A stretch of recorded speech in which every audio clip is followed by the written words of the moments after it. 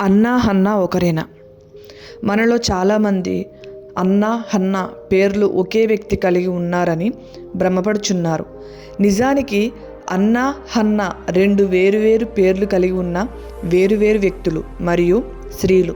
మొదటగా అన్నా పేరు కలిగిన స్త్రీ ఎవరంటే చిట్టచివరి మరియు క్రీస్తు కాలం నాటి ప్రవక్తిని. ఈ అన్నా ప్రవక్తిని కన్యత్వం మొదలుకొని 7 సంవత్సరాలు వివాహ జీవితంలో జీవించి 84 సంవత్సరాలు విధవరాలుగా ఉండి ఉపవాస ప్రార్థనలతో రేయింబవళ్ళు యెరూషలేం దేవాలయంను విడవక సేవ చేసిన గొప్ప సేవకురాలు మరియు 8 రోజుల శిశువు అయిన క్రీస్తును చూచుటకు దేవాలయంలోకి వచ్చి ఆయనను కొనియాడి యెరూషలేములో విమోచన కొరకు కనిపెట్టుచున్న వారందరితో ఆయన గూర్చి మాటలాడుచుండెను.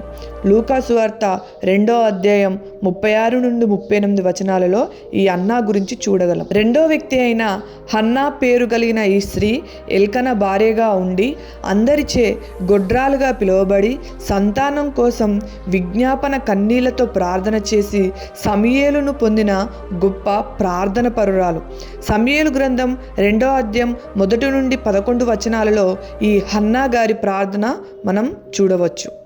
మరియు తన కుమారుడైన సమూయేలును పాలు మాన్పించి దేవునికి ప్రతిష్ఠించెను. తాను అనగా సమూయేలు గారు బ్రతుకు దినములన్నీ యెహోవాకు ప్రతిష్ఠితుడని చెప్పాను. ఈ హన్నా గురించి మనము 1 సమూయేలు 1వ అధ్యాయం 2వ అధ్యాయం 1 నుండి 11 వచనాలలో చూడవచ్చు.